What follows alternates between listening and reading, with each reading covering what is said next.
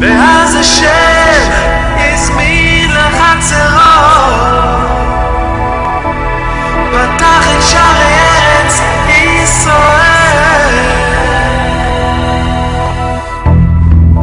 הגענו לארץ נחלת אבותינו,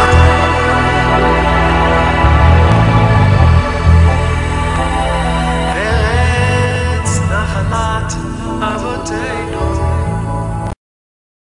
En el libro de Marcos 16:15 tenemos un mandato dado por el Señor Jesucristo: ir por todo el mundo y predicar el Evangelio a toda criatura. El mismo mandato se repite en el libro de Mateo capítulo 28 en su versículo 19 y 20, donde dice que toda potestad me es dada en el cielo y la tierra, por tanto a ser discípulo a todas las naciones, bautizándoles en el nombre del Padre y del Hijo y del Espíritu Santo, enseñándoles que guarden todas esas cosas. Aparentemente, en la porción de Marcos, las personas lo utilizan como fondo o base para evangelizar, porque como dice, ir por todo el mundo y predicar del Evangelio, se utiliza la de Marcos 16:15 como una fuente para decir vamos a evangelizar.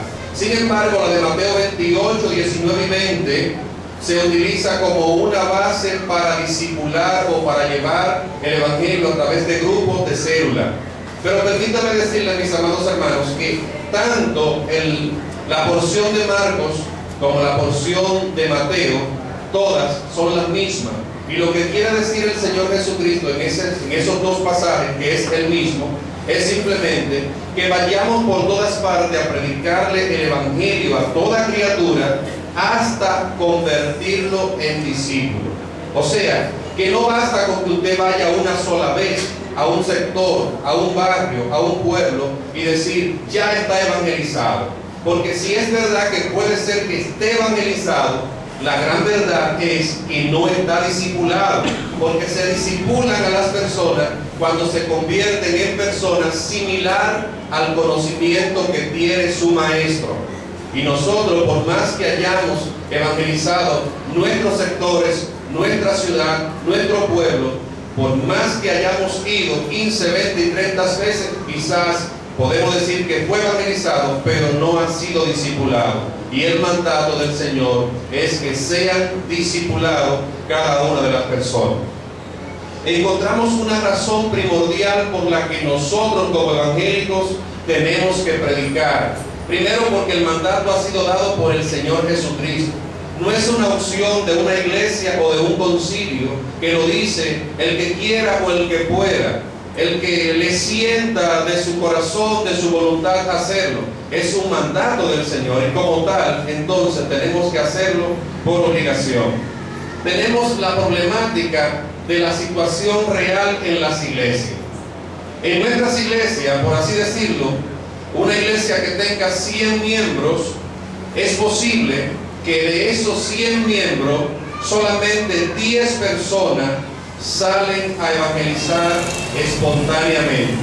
O sea, que por su propia cuenta, de su propia voluntad, ellos deciden salir a predicar la palabra. Oiga, de 100 personas, 10 iglesias. Y sé que cada pastor que está escuchando esto lo dice, es verdad, porque en mi iglesia somos tantas personas y lo más que salen son cierta cantidad. Si de 100 personas solamente salen 10, Aparentemente podríamos decir que estamos bien, pero no es así, porque hay una segunda problemática, y es que de esos 10 que salen a llevar la palabra, posiblemente 1 o 2 saben hacerlo. ¿Se están dando cuenta cuál es la situación, hermanos? Primero, difícil que las gentes salgan. Y segundo, la poca cantidad de hermanos que salen a llevar el mensaje no saben o no están preparados, no están capacitados para hacerlo como es debido. Porque la mayoría lo que andan en la calle es mandando gente al infierno, predicándole condenación y juicio, diciéndole una lista de pecados por las cuales las personas van a irse a la condenación eterna. Cuando en verdad nuestro trabajo en el evangelismo personal es mostrarle el amor de Cristo a cada persona para que pueda ser librado de esa condenación.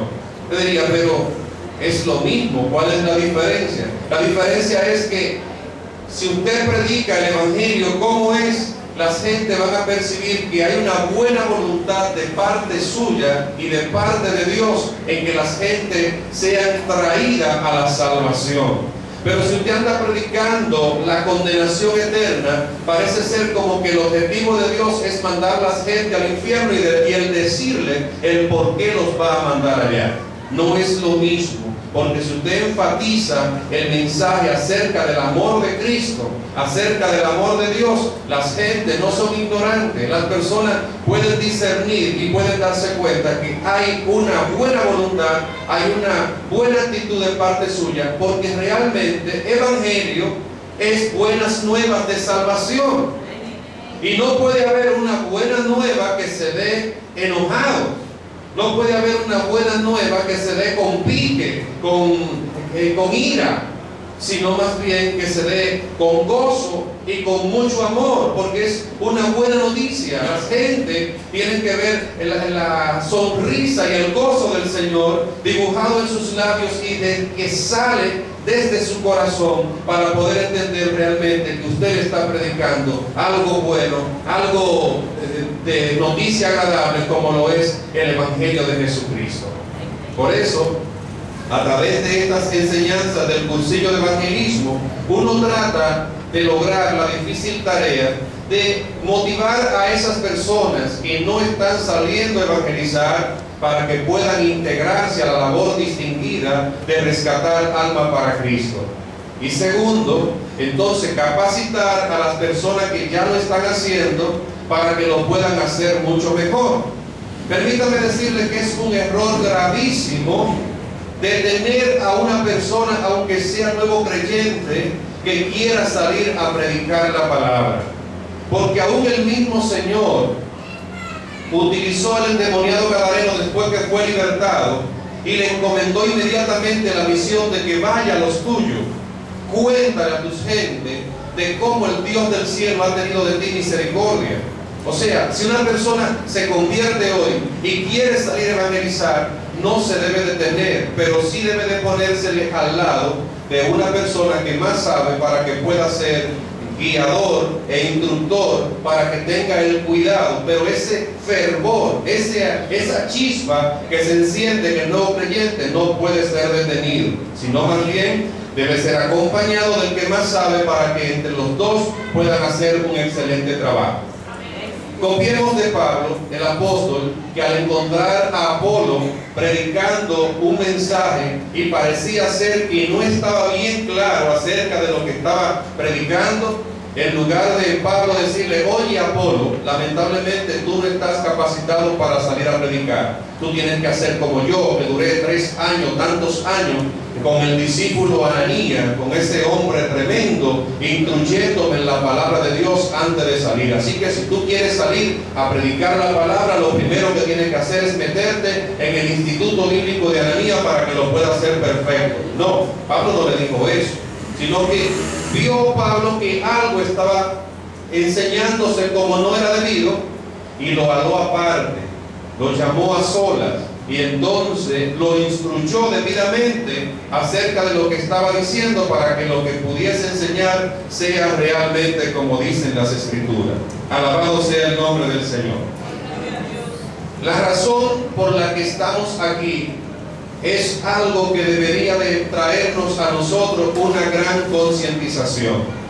Si nosotros predicamos que el Señor tiene un gran interés en salvar las almas, usted se pregunta, ¿por qué si tantas personas que se convierten al Evangelio de Jesucristo, luego sucede que se descarrían?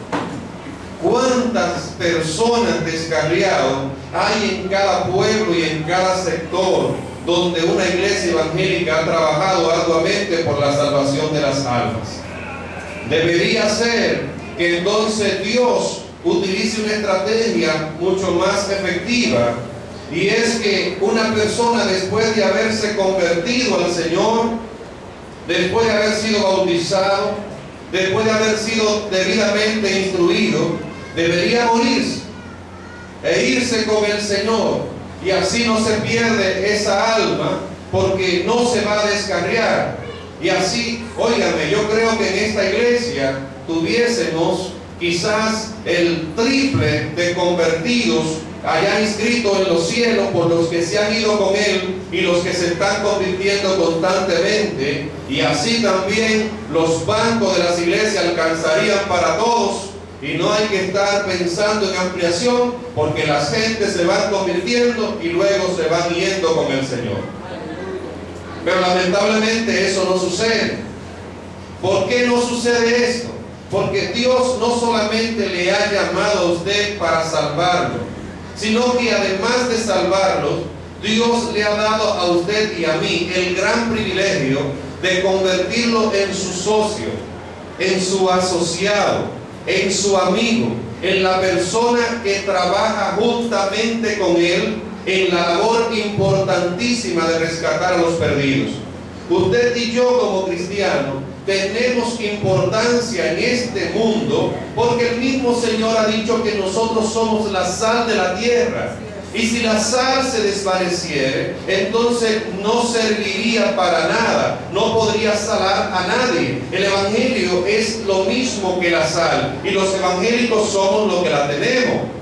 Y cuando inmediatamente se le untaba sal a esas carnes y se ponían al sol, en los tiempos de antes, en los tiempos de los campos atrasados, donde no había ninguna nevera, ningún refrigerador para conservar los alimentos, se salaba la sal y se ponía entonces al sol, y esa carne salada podía durar semanas. Asimismo, de la misma manera, usted y yo, como creyentes, como cristianos, portadores del Evangelio del Señor Jesucristo, hacemos el papel de sal para la tierra y luz para el mundo. Si nosotros nos fuéramos de este mundo, el mundo quedaría a oscura. Si nosotros nos vamos de este mundo, el mundo quedaría sin sabor. Pero no nos referimos a una sal que no da sabor a sal, ni a una luz que vive siempre apagada. Me estoy refiriendo a un cristiano evangélico que cumple con la misión, con la encomienda, con el mandato de nuestro Señor Jesucristo de ir por todo el mundo y predicar el Evangelio a toda criatura. Alabado sea el Señor. En los manuales de doctrinas se nos enseña a nosotros cuál es la misión de la iglesia aquí en la tierra. Y dentro de ellas se nos enseña que la misión de la iglesia aquí en la tierra, número uno, es mantener la norma de santidad y justicia delante de la sociedad, delante del mundo. Pero también está difundir el conocimiento del Evangelio a toda criatura. Esto debe darnos a nosotros mucho que pensar. El hecho de que en los manuales de doctrina pongan como función principal a la iglesia la difusión del Evangelio a toda persona, a toda criatura. Óigame, los tiempos han ido cambiando bastante y las gentes se han ido acomodando un poco a sus propios criterios. Ya los cristianos no hacen necesariamente lo que dice la Biblia. La mayoría de los cristianos hoy en día están dejándose llevar de lo que dice un fulano de tal que apareció por ahí y que tiene una mega iglesia y que tiene un mega ministerio. Se están dejando a un lado las verdades bíblicas que nos dicen a nosotros que es una responsabilidad el llevar el Evangelio de Jesús a cada alma que se pierde. Y fíjese en esta pequeña ilustración bíblica. Se supone que cuando una persona está al morir, reúne a sus hijos para a cada uno de ellos darle a entender las cosas más importantes que consideran que deben ser puestas en práctica después de su muerte. Jesús, en el momento antes de partir, reúne a sus discípulos. En ese momento antes de partir es cuando las personas dejan bien claro cuáles son las cosas más importantes. Y Jesús dejó claro tres cosas. Lo primero fue: un mandamiento nuevo os doy, que se amen los unos a los otros de la misma manera que yo le he amado a ustedes.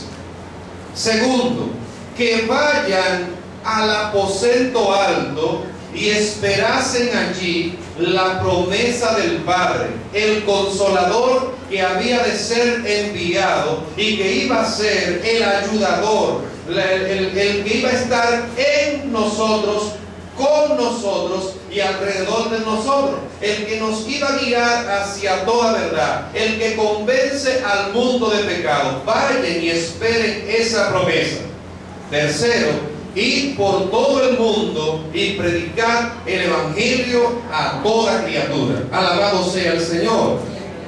Óigame, aunque usted vea que son tres cosas totalmente distintas, cada una está entrelazada con un mismo propósito. Primero, el que nos amemos los unos a los otros de la misma manera en que el mismo Jesús demostró que nos amó. Eso usted lo verá más adelante, que realmente el cumplimiento de la ley es el amor. Segundo, que esperen la promesa del Padre, el Espíritu Santo.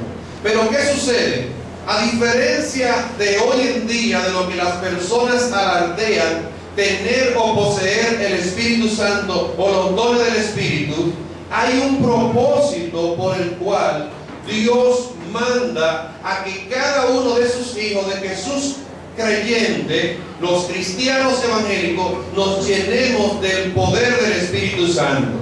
Algunos anhelan el poder del Espíritu Santo para alardear, para decir yo lo tengo, para decir yo hablo más lengua, otros para decir yo quiero el don tal, yo quisiera que Dios me dé este don específico. Pero Dios no le está pidiendo a nadie que vaya y busque la llenura del Espíritu para que empiece a pedir dones específicos conforme a su conveniencia o conforme a los criterios que usted considere. En Hechos 1:8 queda bastante claro cuál es el objetivo de una llenura del Espíritu Santo en el creyente. Y no solamente en Hechos 1:8, más adelante en el capítulo 2 se demuestra el por qué vino el Espíritu Santo a la vida de cada creyente. Pero recibiréis poder, dice la Biblia, cuando haya venido sobre vosotros el Espíritu Santo. Oiga, ¿para qué? Y me seréis testigo en Jerusalén, en toda Judea, en Samaria y hasta en lo último de la tierra. Eso es lo que dice la palabra de Dios. El Espíritu Santo ha de venir a cada uno de vosotros para que reciban poder. ¿Poder para qué? Poder para ser testigo, poder para testificar predicar, poder para poder predicar, de tal manera que cuando llegó el mismo Espíritu Santo, en el capítulo 2 del libro de los Hechos, dice que cada una de las personas que recibió el bautismo del Espíritu Santo hablaba en diversas lenguas, y lo que hablaban en esas diversas lenguas posiblemente haya sido la predicación del Evangelio, tanto así que muchos de los presentes decían: me están hablando en un idioma conocido porque yo vengo de allá y me están hablando en mi propio idioma. Y ese mensaje que Dios estaba dando era tan convincente en cuanto a lo que era la predicación a través del Espíritu Santo, que solamente hubo que hacerle el llamado a esas personas, porque ellos mismos dijeron: ¿qué tenemos que hacer para ser salvos? Y el apóstol tuvo que responderle: crean en el Señor Jesucristo y serán salvos. Alabado sea el Señor. Entonces, esas tres cosas se interrelacionan cada una, y podemos encontrar que cada una de esas cosas precisamente viene con el objetivo de que se predique el Evangelio a toda criatura. Otra cosa es que si nosotros nos llamamos cristianos, que si nosotros nos llamamos evangélicos, como así de hecho lo somos, entonces tenga por entendido que al que vende pan es al que le llaman panadero, al que vende dulce es al que le dicen dulcero, y cada una de la función que usted puede desempeñar es posible que se le llame por ese nombre, de lo que hace o de lo que vende. Y cuando nosotros decimos somos cristianos, eso es algo que tiene demasiado peso. Está diciendo los que decimos somos cristianos, que somos personas, primero rescatados, lavados por la sangre de Cristo. Segundo, que imitamos al Señor Jesucristo y que hacemos lo mismo que Él hacía. Eso es lo que estamos diciendo. Si nos llamamos evangélicos, queremos decir que hemos sido salvados por la verdad transformadora del Evangelio, que vivimos el Evangelio y que también lo predicamos a cada una de las personas. No sé cuánto glorifican el nombre del Señor, pero realmente hay nombres que le quedan bastante grandes a las personas que no cumplen con la responsabilidad o con la misión que le ha sido encomendada. Me llama poderosamente la atención el ministerio de Jesús. 30 años duró Jesús viviendo común y corriente como cualquier persona en el pueblo de Jerusalén. Nadie hablaba nada de Jesús, solamente se supo de su nacimiento y se supo de Jesús a los 12 años cuando estaba allá en el templo conversando con los maestros de la ley. Y se maravillaban del conocimiento y de las cosas que Jesús hablaba y preguntaba. No se menciona más a Jesús hasta que, cumplidos los 30 años, decide ir a cumplir con la misión que le ha sido encomendada. Y es cuando Jesús va a donde Juan para ser bautizado, y ya llegando a las aguas, el mismo Dios revela a Juan el Bautista: he aquí el Cordero de Dios que quita el pecado del mundo. Ese es el ungido, el Mesías. Ahí comienza el ministerio de Jesús. Va y se prepara por 40 días y 40 noches, y cuando regresa de ese lugar, encontremos lo más primordial, lo más importante. Para los que predican el Evangelio de Jesucristo a las almas que se pierden, mandando juicio y condenación a las almas, permítame decirle que Jesús, cuando termina su preparación, llega a una de las sinagogas o al templo, y ahí pide que le entreguen el libro del profeta Isaías. Si usted lo observa en Lucas y compara lo que Jesús dijo en Lucas y lo que dice Isaías 61, de todo lo que dice el pasaje hay algo que Jesús omitió. Omitir quiere decir que no lo dijo, lo voló, lo pasó por alto. Y no fue un asunto de que se le olvidó, porque eso nos luce a nosotros poder decir, se me olvidó tal cosa porque mi memoria es limitada y mi edad ya va en decadencia. Pero al Señor Jesús no se le olvida nada. Y cuando Él dice algo, lo dijo. Y es que al mencionar a Isaías 61, cuando menciona que dice, el Espíritu de Jehová está sobre mí, porque me ha ungido el Señor para para proclamar libertad a los cautivos y un sinnúmero de cosas que menciona. Hay una parte del texto que lo vuela, es la partecita, la frase que dice, el año de la venganza de nuestro Dios. Él no lo dice, Él lo vuela. ¿Sabe por qué? Porque estamos en el período de la gracia. Estamos en el tiempo donde nosotros tenemos que predicar el amor de Cristo como mensaje primordial en el evangelismo. No es la condenación eterna. Hay personas por ahí que viven mandando gente al infierno constantemente con el listado de pecados que conducen a la humanidad hacia tal condenación.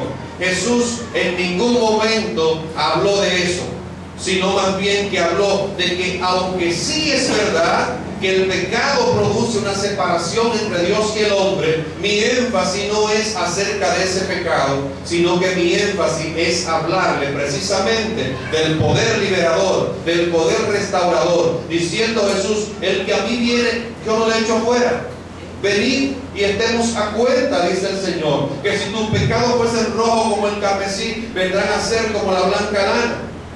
Venid a mí los que estéis trabajados y cargados, que yo os haré descansar. Siempre la oferta de nuestro Señor Jesucristo fue sin limitaciones, sin barrera, sin obstáculos.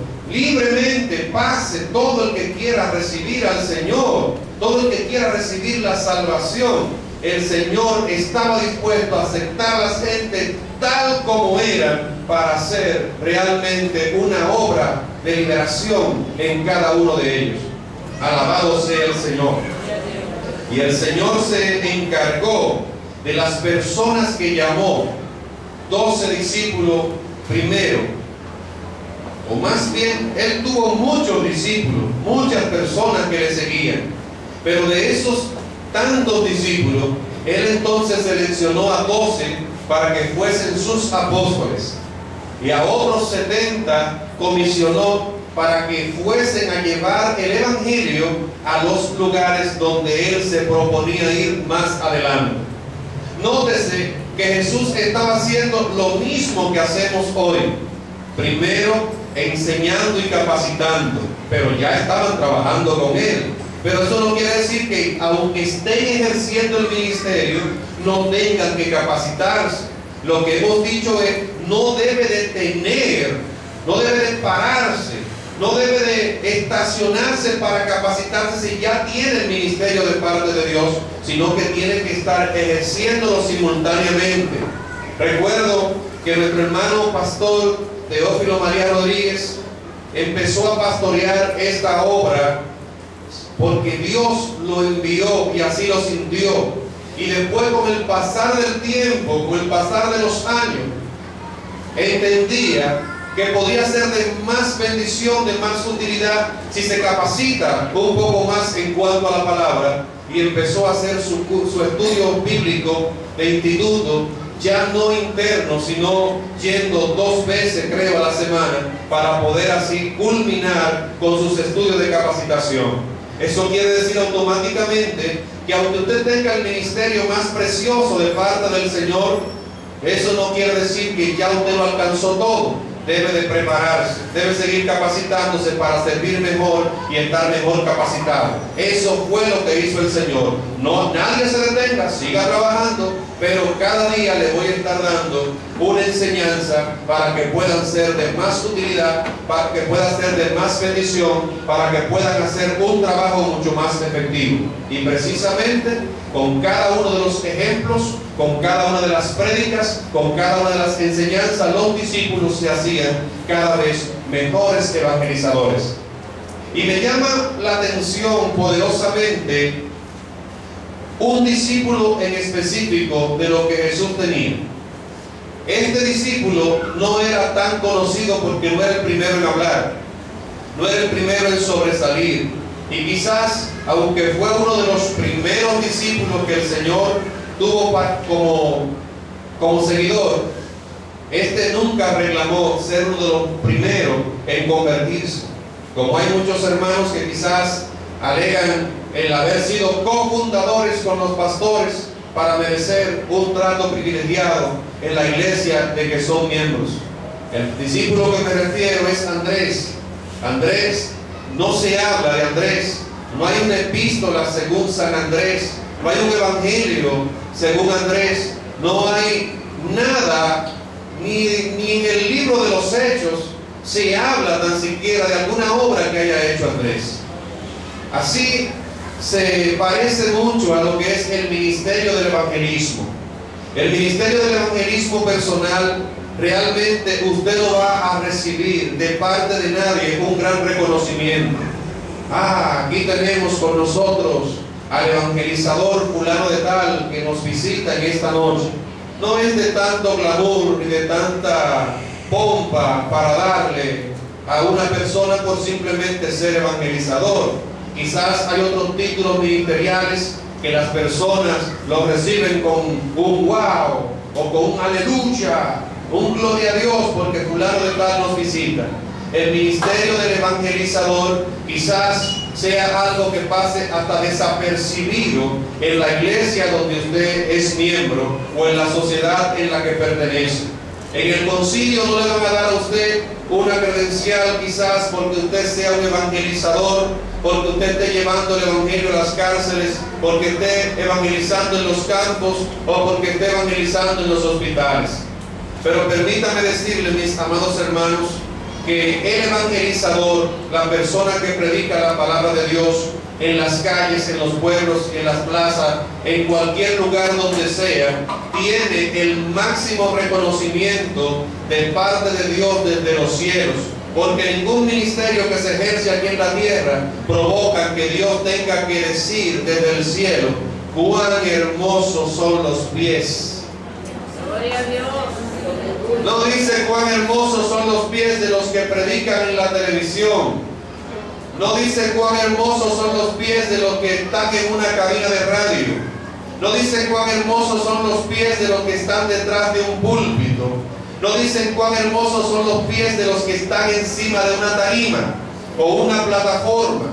Más bien dice cuán hermosos son los pies sobre los montes, cañadas de risco, calles maltratadas, caminos vecinales, fangales, cruzar el río. Esas personas que van llevando el evangelio, anunciando las buenas nuevas, dice el Dios de los cielos: cuán hermosos son los pies sobre los montes de los que anuncian la paz, de los que anuncian las buenas nuevas.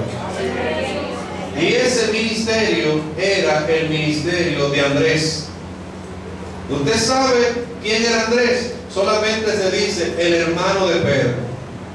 Alabado sea el Señor.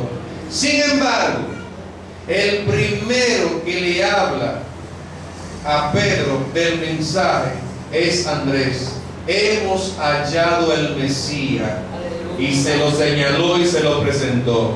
Después que ocurre el asunto allá de la pesca, donde Pedro le presta la barca al Señor y que tira la red a la derecha y tal cosa, y que viene el milagro y que recoge los peces y que deja los peces y se convierten en pescadores de hombres, dejando todo. Pero ya Andrés le había comunicado el evangelio, por lo menos le había enseñado a Jesús a Pedro.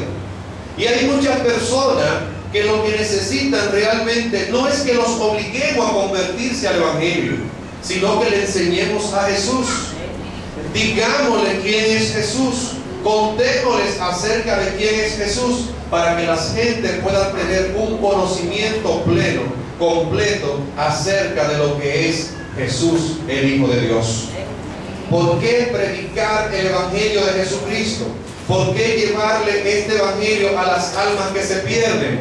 Permítame decirle, mis amados hermanos, que en este momento ven y escuchan. El evangelio de Jesucristo debe llevarse, porque ningún tipo de actividad que hagamos los cristianos aquí en la tierra puede provocar que el cielo esté de fiesta.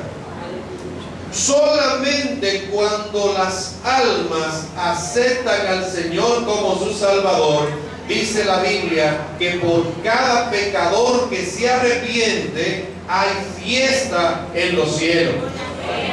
Y ustedes son testigos de cuántas personas asisten a la luz. O sea, cuántos inconversos vienen a la iglesia. La Biblia dice en Juan capítulo 3, el que está en tiniebla no viene a la luz para que sus obras no sean reprendidas. El que está en luz sí viene a la luz para que sus obras sean manifiestas de que son hechas en Dios. ¿Qué quiere decir eso?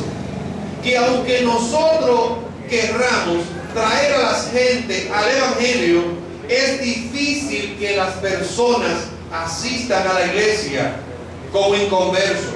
Y si vienen, gloria al Señor. ¿Sabe por qué? Porque hay una buena noticia para ellos. El que es de Dios, la palabra de Dios escucha, dice la Biblia. Pero como la gente no vienen a la iglesia, es por eso que el Señor dijo: id por todo el mundo y predicad el evangelio a toda criatura. O sea, es un deber de cada creyente, de cada cristiano, salir a llevar el evangelio casa por casa, ciudad por ciudad, pueblo por pueblo, donde sea, porque ese es el cumplimiento del mandato. ¿Por qué? Porque la gente no viene, y como no viene, Jesús entonces mandó a que saliesen. Observen a Jesús, el ministerio de Cristo. ¿Qué dice la Biblia? Recorría Jesús todas las ciudades y aldeas. ¿Qué quiere decir eso? Jesús pudo haber hecho lo que hacen hoy en día los megas predicadores. Levantan un coliseo, una mega iglesia, y ahí que vaya todo el que quiera recibir sanidad, todo el que quiera recibir liberación y todo el que quiera escuchar el evangelio. Pero el Señor no hizo eso, sino más bien que Él fue a cada ciudad, a cada pueblo, a cada aldea, a cada sección, a cada paraje. No importa lo insignificante que fuese la aldea o el poblado, ahí fue Jesús a predicar el evangelio a las almas que se pierden. Alabamos el nombre del Señor. Porque hoy en día, si bien es cierto que hay algunas personas que predican el evangelio, lo hacen en ciudades selectas, en lugares escogidos, donde puedan recibir apoyo de más cristianos, donde puedan haber muchos que les respalden, donde puedan haber muchos que les apoyen. Pero Dios no está mandándonos a nosotros a que vayamos donde nos apoyan, sino más bien donde no hay creyentes, donde hay pocos creyentes, y lo que hay es muchas almas que no conocen a Dios.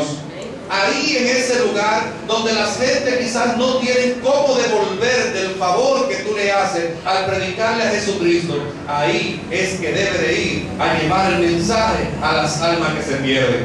Por eso, mis amados hermanos, es una gran realidad, es una gran verdad, es una muestra de obediencia el que nosotros como creyentes, el que nosotros como cristianos salgamos a predicar la palabra. Cuando un creyente, cuando una persona agarra su Biblia, agarra su paquete de tratado y dice: yo voy a predicar la palabra, eso dice mucho de ese creyente, eso dice mucho de ese cristiano. Nadie lo está mandando, nadie lo está encomendando, pero él dice: yo siento, yo voy, yo lo haré, porque el Señor ha dicho en su palabra que yo tengo que predicar la palabra a toda criatura. Eso dice muchísimo de un creyente, de un evangélico. Óigame, Y si los pastores que están escuchando esta exhortación, enseñanza en este momento, analizan, la gente que menos lucha y menos prega le dan en las iglesias son los que cumplen con la predicación de la palabra, porque tienen algo en que ocuparse, tienen en qué invertir el tiempo.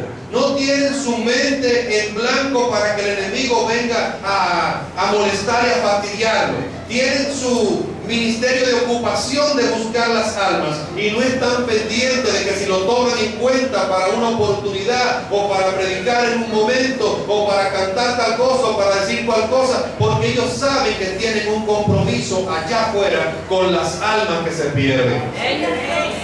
Eso quisiera Dios, y así sea, que cada uno de nosotros como creyentes, lavado y redimido por la sangre de Jesucristo, tomemos bien en serio la responsabilidad de predicar el Evangelio de Jesucristo. Porque en el momento que lo hacemos, estamos demostrando que somos cristianos verídicos y evangélicos verdaderos. Dios les bendiga.